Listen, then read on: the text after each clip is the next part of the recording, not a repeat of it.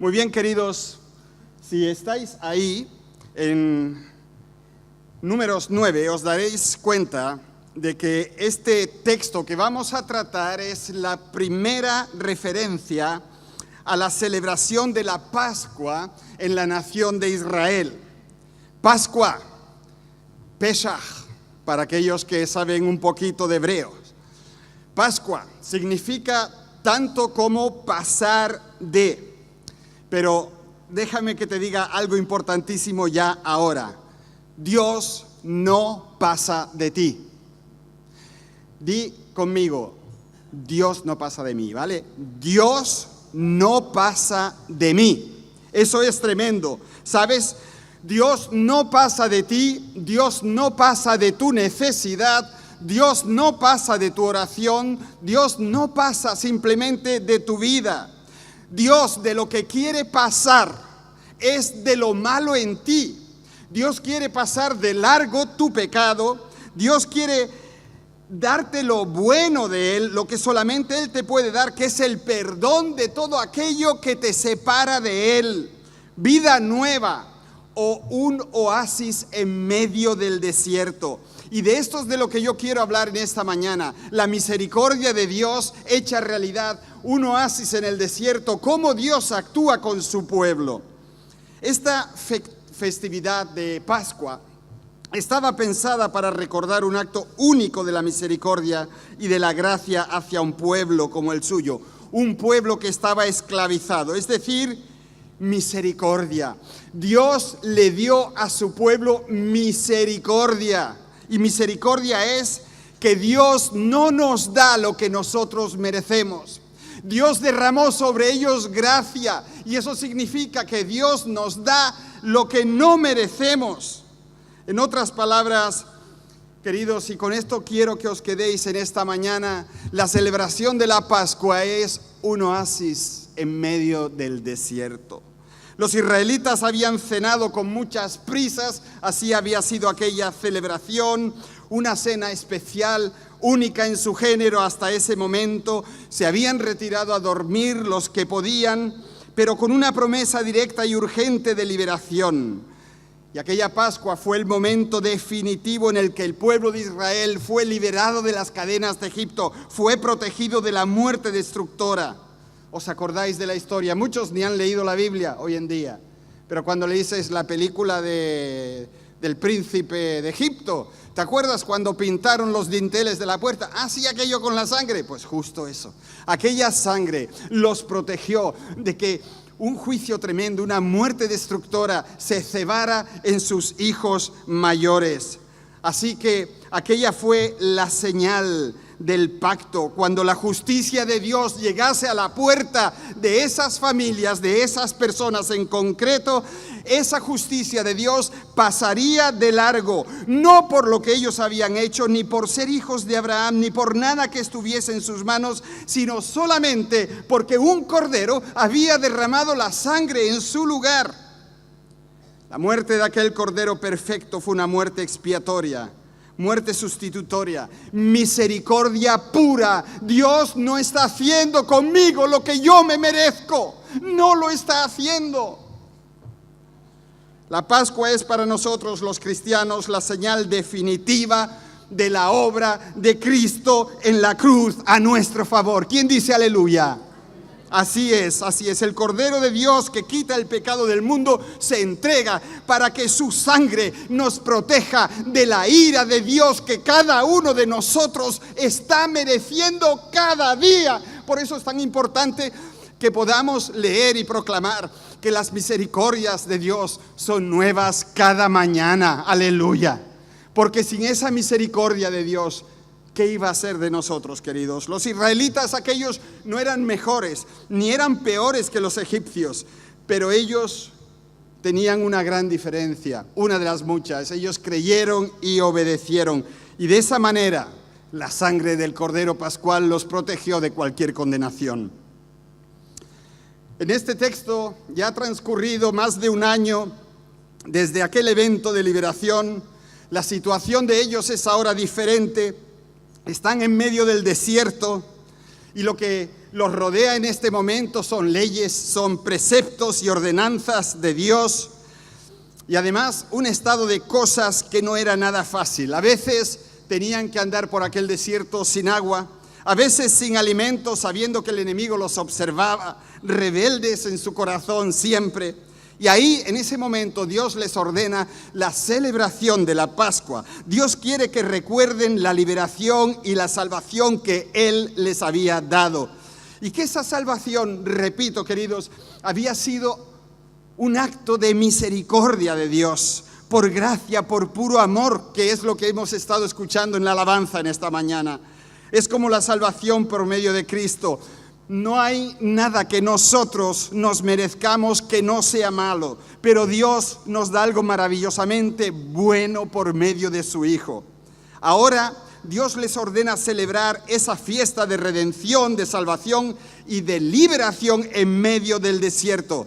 Y les crea un verdadero oasis. Queridos, ¿quién de vosotros no le ha dado la impresión en un momento de su vida de andar por el desierto?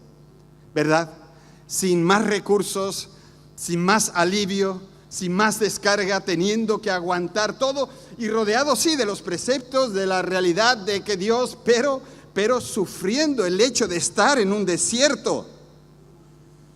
Este recuerdo inspirador de Pascuas es un acto refrescante, un paso de fe que les dice: Dios está de nuestra parte, no por lo que somos, no por lo que hacemos, sino por su amor, por su gracia y por su misericordia. ¿Tú crees que tú eres uno de esos a los que Dios mira así? Yo creo que esto es una de las dudas que muchas personas pueden tener. ¿Por qué ha de interesarse Dios por mí? ¿Por qué ha de hacer Dios algo por mí? Por eso la pregunta: ¿quién participa de aquella celebración? Quisiera destacar 3 grupos muy diversos que se nos presentan en este capítulo y que participan en esta festividad tan única y tan especial. Y recordemos que cada uno de estos grupos, aunque son tan diferentes, están unidos por asuntos comunes. Queridos, en cada criatura humana hay culpa. En cada uno de nosotros hay pecado, hay rebelión, hay cosas que nos separan de Dios. Sin embargo, Dios hace extensible esta celebración a todos los que se encuentran en este momento concreto allí. Como os dije, nos encontramos con 3 grupos concretos en medio de aquel pueblo. Está el pueblo de Israel, y Dios los invita a participar en aquella fiesta que es una fiesta de gracia. Una fiesta que dice: Dios está viendo tu corazón ahora, y a Dios le interesa tu corazón, le interesa tu vida, tu pasado, tu presente, tu futuro. Esto es para ti. Dios está interesado en ti personalmente. Y los israelitas tienen que escuchar aquello. Dios nos invita a una fiesta a celebrar su gracia, su amor con nosotros. Pero había un segundo grupo, si leéis ese capítulo, de personas que sabían que estaban impuros, que no podían celebrar ninguna fiesta delante del Señor, porque en ellos, o en este caso, la impureza es que habían cuidado a una persona que se estaba muriendo, la cual se muere, y entonces ellos se quedan culticamente impuros, no pueden participar. Y preguntan: ¿y qué hacemos nosotros? Y la pregunta es la que se nos viene a la mente, los que sabemos que somos pecadores. ¿Qué voy a hacer con mi pecado? ¿Cómo puedo acercarme a Dios si yo sé que soy impuro, impura? ¿Cómo lo voy a hacer? Y Dios en este capítulo les dice que salgan del campamento, pero un mes después que vengan y lo celebren. Aunque sea un mes más tarde, Dios extiende de nuevo misericordia, extiende gracia. Y luego había un tercer grupo, lo paso así por enseguida, que eran los extranjeros, los que no pertenecían a ese pueblo. Hoy en día las personas que no tienen ni idea de lo que es ser cristiano, y esos, le dice el Señor, que también están invitados a ser parte de su pueblo. Si buscamos antecedentes concretos acerca de esta revelación, nos daremos enseguida cuenta de que aquí quien toma la iniciativa hacia los hombres es Dios. Él pone de manifiesto muchas cosas. Él Él se deja ver por su pueblo y les muestra fidelidad, les muestra compasión. El Señor había escuchado sus gritos, su clamor pidiendo ayuda en aquel estado de esclavitud que los tenía encadenados tantísimo tiempo. Y Dios, al escucharlo, recuerda las promesas que Él le había dado a sus padres. Recuerda que les había dicho no solo que los liberaría, sino que los llevaría a Canaán, a la tierra prometida. Queridos hermanos, queridos amigos, hay promesas de Dios. Y tú puedes gritar a Dios, tú puedes ponerte delante de Dios y decirle: Señor, tú dijiste, Señor, está escrito. Y eso es una oración con autoridad, porque está escrito. Y tú puedes recordarle a Dios las promesas y Dios va a actuar. Él va a mover las cosas de manera que tú puedas salir de donde estás. Y amados, Dios es un Dios que mantiene sus pactos. Amén. Dios es un Dios que cumple sus promesas. Amén. ¿Cuántos dijeron amén? Me voy a mosquear yo aquí. A lo mejor solo 3 lo creen. ¿Creéis vosotros que Dios cumple sus pactos y sus promesas? Así sí me gusta. Así sí me gusta. Y lo que Él había predicho, en lo que Él había empleado su palabra, era que iba a tener lugar una gran liberación de aquella esclavitud, algo que se iba a materializar en el Éxodo, algo que era un anticipo de la liberación y de la salvación del pecado que iba a ser posible en el futuro por medio del sacrificio expiatorio de Jesús en la cruz. El sacrificio de Pascua, aquel evento histórico, fue también un ejemplo directo, queridos, que está anticipando el mayor escape de la esclavitud del pecado, y que es precisamente lo que Jesús haría unos 1800 años más tarde en el Calvario. La libertad para los israelitas y más tarde para la humanidad vendría por medio de una obediencia cuidadosa de las instrucciones de Dios. Todo lo que Dios había dicho se iba a cumplir letra por letra. Y el hecho de que se nombre a 3 grupos diferentes participando en esta festividad, según mi criterio, es muy importante. Queridos, nosotros participamos una y otra vez de la Pascua para que nos acordemos de nuestro pasado, de nuestro presente, de nuestro futuro, de que toda nuestra salvación es algo que está en las manos de Dios, que no depende de nosotros. Y amados, esto es importante. La salvación no es por obras, para que nadie se gloríe. Eso es para que nadie se dé más importancia de la que realmente tiene. ¡Qué descanso más grande! Saber que la suerte de mi salvación está en las manos de un Dios todopoderoso. Y no de mis miserias, de mi obediencia o desobediencia. Oh Dios, qué misericordioso eres. Y cada mañana, cuando tu misericordia sale de nuevo como el sol, yo puedo acercarme a ti para que me hables, para que me limpies. El pueblo impuro, el pueblo en pecado participa después de haberse purificado ante el Señor. Queridos, no sé lo que hay en tu vida, pero Dios te está esperando. Dios te está esperando. Aunque haya algo terrible en tu vida, Él te está esperando porque es un Dios paciente. Y Dios invita a aquellos que estaban impuros también a prepararse para encontrarse con Él. Y aquel pueblo extranjero, los que estaban lejos, participan después de haberse vuelto parte del pueblo de Dios.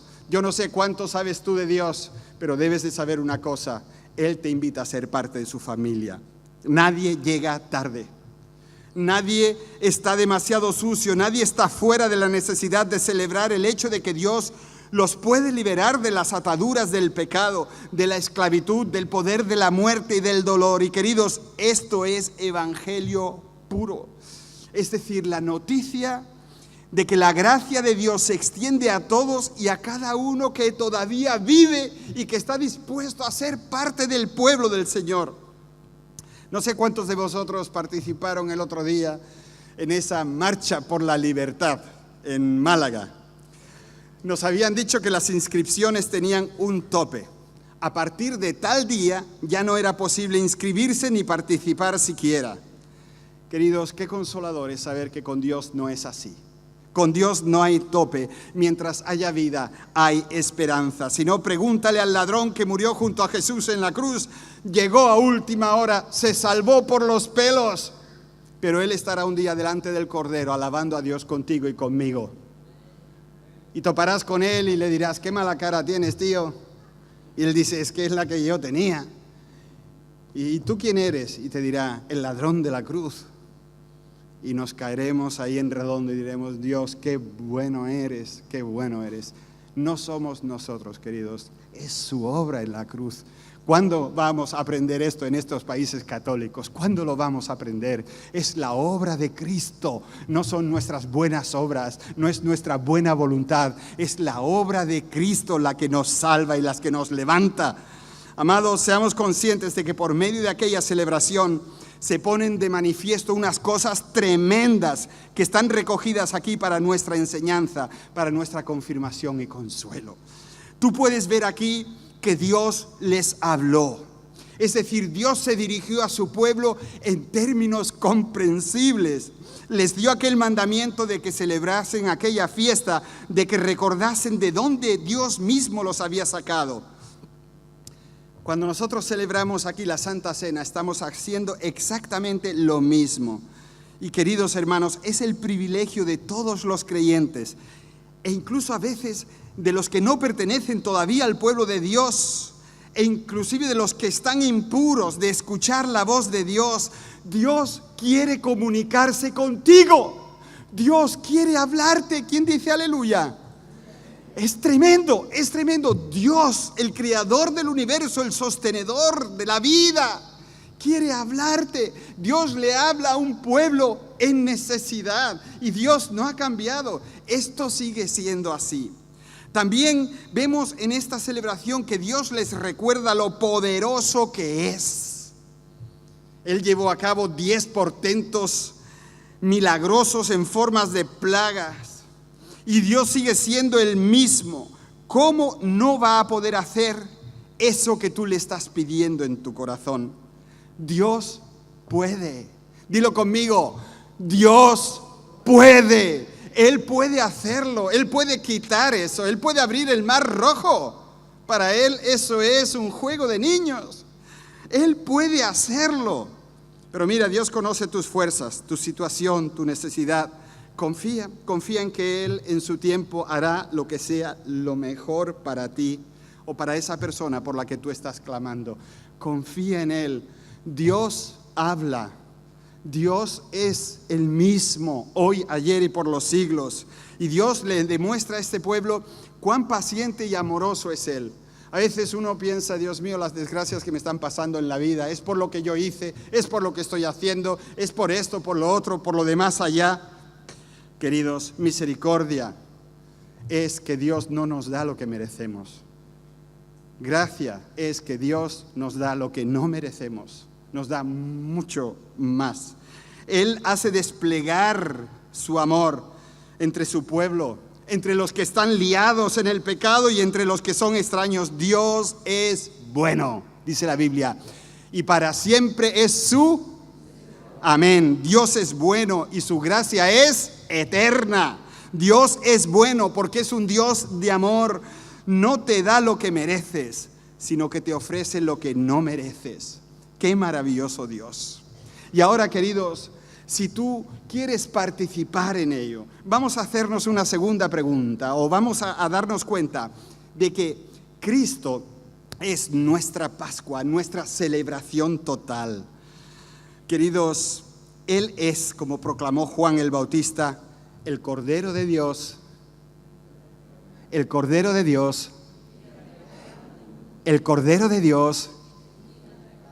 Qué bonito, qué bonito. Mirad, hay fechas y eventos que se quedan en la mente por la asociación histórica que tienen, ya sean buenas o no. Hay festividades de religiones que están dirigidas a recordar a sus fieles que algo especial sucedió.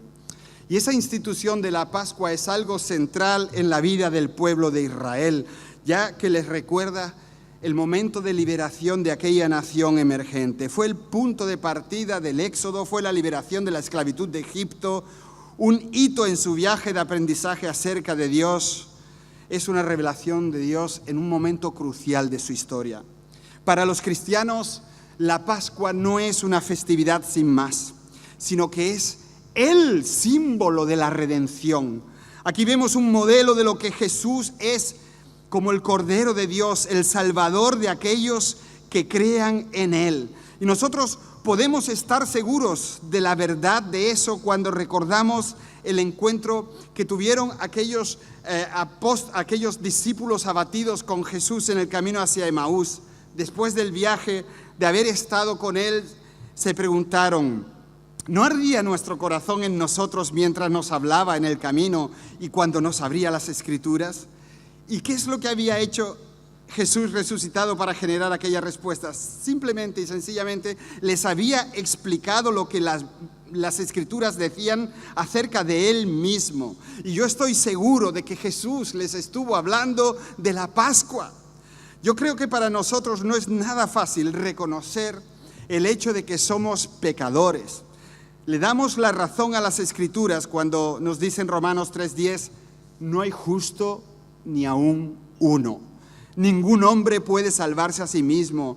Nada de lo que nosotros podamos ofrecer es algo que ni remotamente pueda satisfacer la ira de Dios. Pero gracias a Él mismo, la buena noticia es que el Señor Jesús había estado trabajando, el Padre, el Espíritu Santo, habían estado trabajando hacia la solución definitiva del pecado. Eso se llama en la Biblia, o lo llamamos en la teología, el plan de salvación, que es el clímax de la revelación de Dios. Queridos, aquello que pasó en la Pascua, lo que pasó con el Cordero de Dios que quita el pecado del mundo, no fue una idea espontánea ni de último momento para tratar con la humanidad pecadora.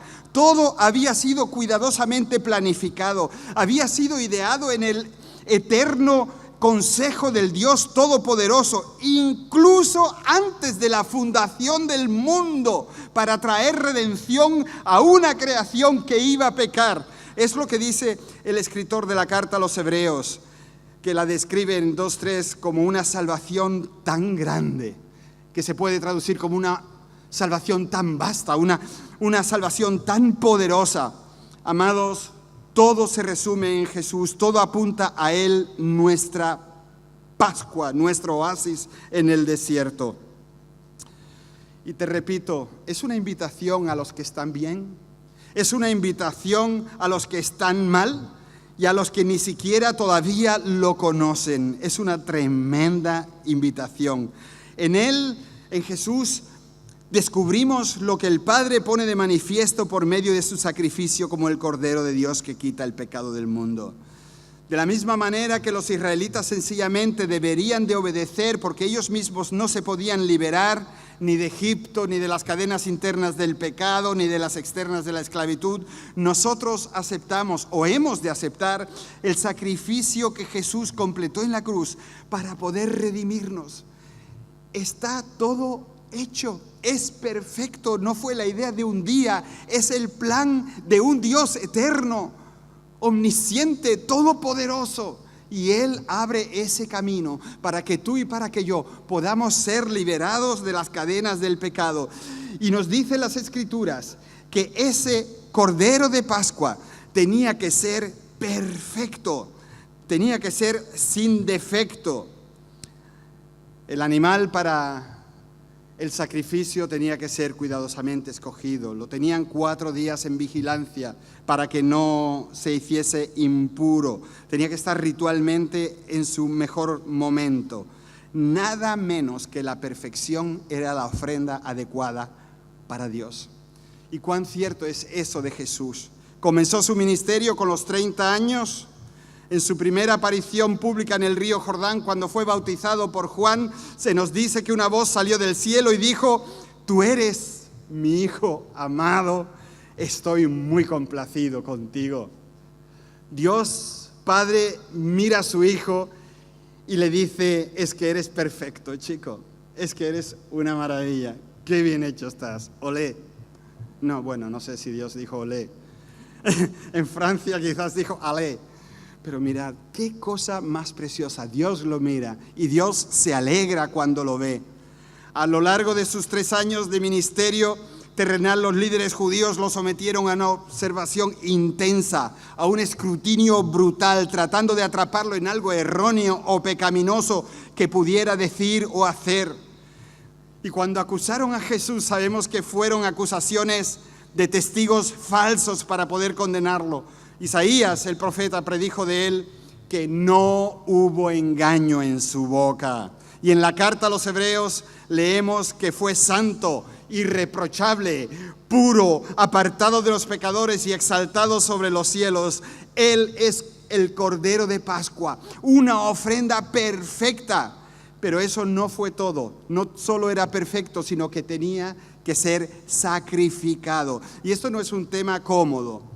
Queridos, preferimos pensar en un Dios de amor, un Dios de perdón, y por supuesto eso es perfectamente cierto, pero esa no es toda la verdad. La Biblia no comparte nuestra vergüenza al identificar a Dios como el que juzga al mundo, porque parte de su perfección moral es su perfección en el juicio. Dios juzga, Dios siente ira, Dios castiga al pecado. En su infinita santidad y paciencia le dice a la humanidad: te puedes ir muy lejos, pero no sigas por ahí.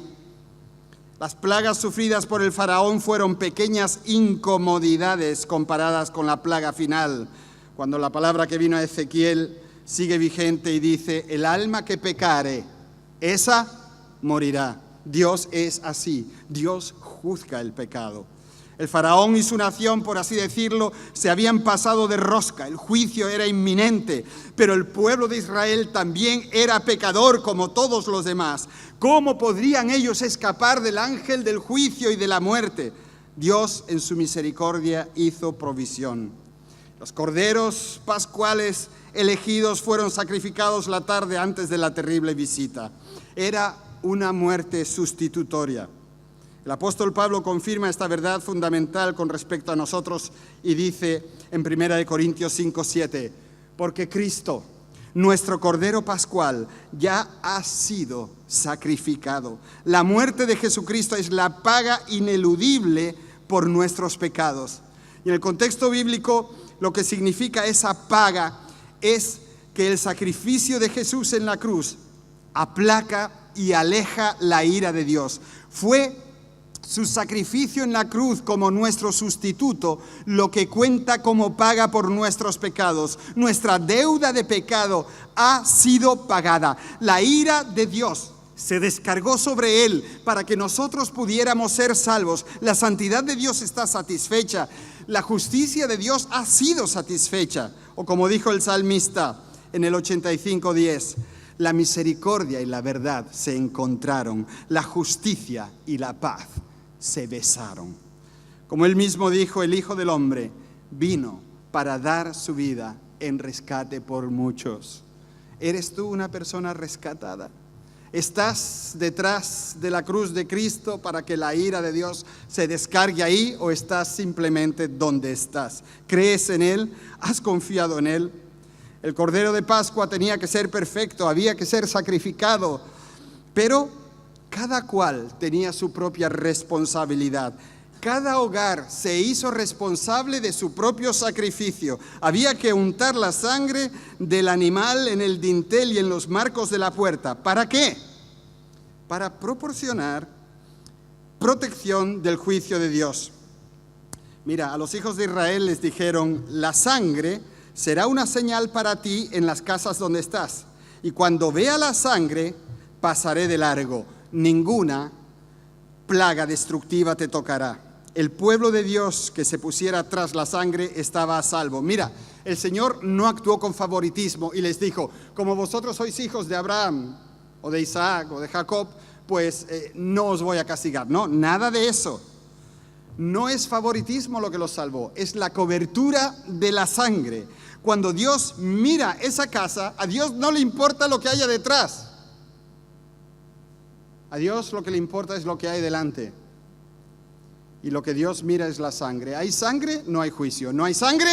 entonces el juicio entra. Esta es una imagen de lo que Dios ha hecho por ti y por mí en la persona de su precioso Hijo Jesús. Él lo mandó aquí para llevar nuestro pecado en la cruz del Calvario. Y Jesús lo dejó perfectamente claro en la última cena de Jerusalén. La noche antes de ser crucificado, escribe el apóstol Pablo, el Señor Jesús tomó el pan y lo partió y dijo: este es mi cuerpo, que por vosotros es partido. Y luego toma la copa y dice: esto es mi sangre del nuevo pacto que se derrama para muchos. Jesús ofreció un sacrificio tremendo por el pecado. Si nosotros estamos detrás de la cruz, estamos bien.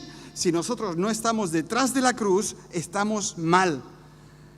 Queridos, los sacrificios del Antiguo Testamento tuvieron que repetirse una y otra vez, ya que eran simplemente una cobertura temporal por el pecado hasta que viniera el último gran sacrificio por el derramamiento de la sangre de Jesús.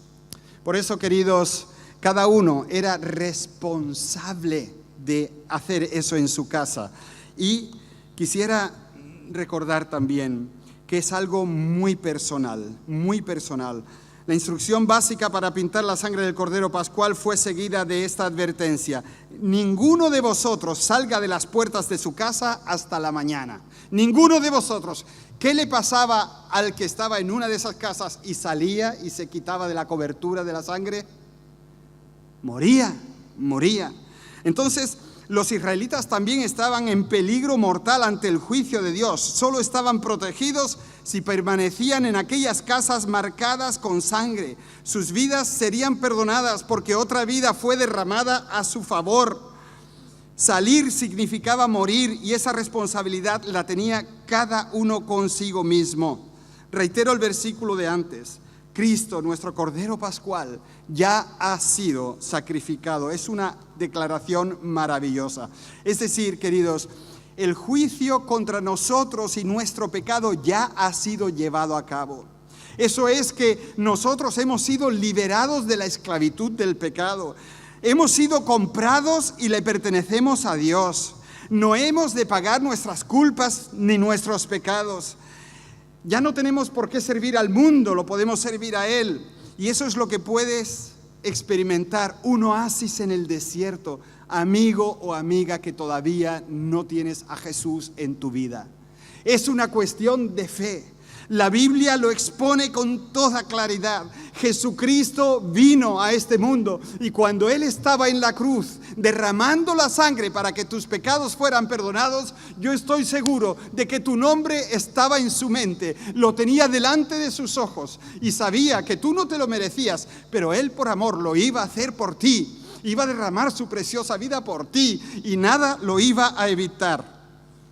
El ritual de aquel sacrificio sirve maravillosamente como un espejo para reflejar el esplendor de la obra multifacética de nuestro Padre Celestial a nuestro favor.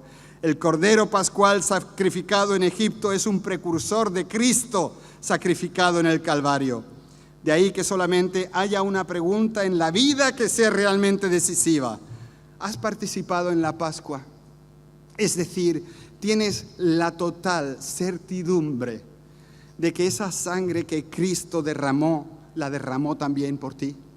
¿Tienes la certidumbre de que tus pecados han sido perdonados? De que cuando venga el ángel del juicio de Dios a pedir la vida por el pecado, que tú no tienes que temer porque estás cubierto por la sangre? Sabes, esto no es una cuestión mística, rara, extraña. Eso simplemente tiene que ver con que tú entiendas que eres pecador, que eres pecadora, que Dios está extendiendo su mano hacia ti y que quiere salvarte.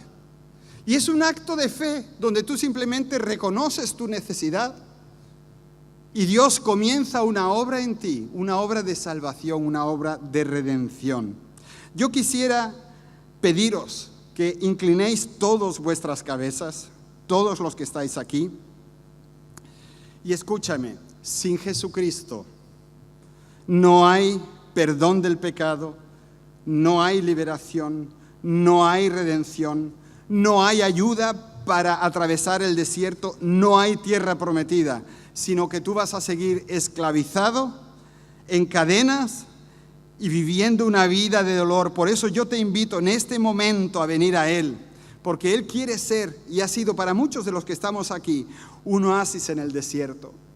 Yo voy a orar, y mientras estoy orando, si es tu deseo aceptar a Jesús como ese cordero que quita el pecado del mundo, como ese que ha muerto en tu lugar, simplemente ponte en pie y ya luego te dirigiremos. Yo voy a orar, ponte en pie y así yo puedo ver a aquellos que quieren comenzar en esta mañana con la obra de Dios en sus vidas. Señor Jesús, yo te doy las gracias porque tu sacrificio es único, porque tu sacrificio es suficiente, porque tu paciencia, Señor, es maravillosa y no has vuelto porque estás esperando, Señor, a que las personas se conviertan y se entreguen a ti. Y yo te pido que tú actúes ahora sobre los corazones de los que te están deseando, Señor, de los que te están necesitando, y que tú salves en esta mañana, que haya gozo en el cielo por pecadores que se arrepienten. Te lo pido en tu precioso nombre, Jesús. Si esta es tu oración de que quieres el perdón de los pecados y la vida eterna que solo Jesús puede darte, por favor, ponte ahora mismo en pie. Todos están orando por ti. Ponte en pie para que el Señor haga esa obra preciosa en tu vida y lo limpie todo y te dé lo nuevo que solo Él puede darte. A los que estáis en pie, que Dios os bendiga ricamente. Que Dios os bendiga.